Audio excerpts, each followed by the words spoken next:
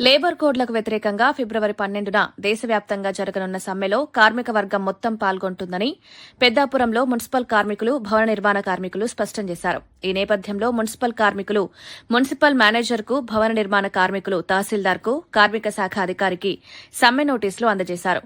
ఈ సందర్భంగా సీఐటీయూ నాయకులు, మున్సిపల్ వర్కర్స్ యూనియన్ అధ్యకులు శివకోటి అప్పారావు మాట్లాడుతూ లేబర్ కోడ్లు కార్మికులను కట్టుబానిసలుగా మార్చున్నాయని చెప్పారు.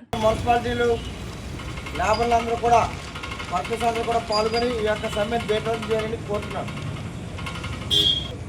మా డిమాండ్స్ సమాన పనికి సమాన వేతనం, కార్మికులందరూ కూడా పర్మనెంట్ చేయాలి,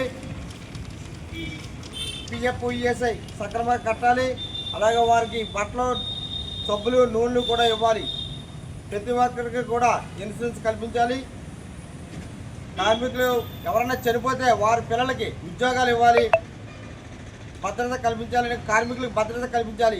కార్మికులకు నష్టం జరిగినటువంటి లేబర్ కోడ్లు 4 తీసుకొచ్చారు. ఆ 4 లేబర్ కోడ్లు కూడా రద్దు చేయాలని దేశవ్యాప్తంగా సమ్మె ఫిబ్రవరి 12 తారీఖున జరుగుతున్నది.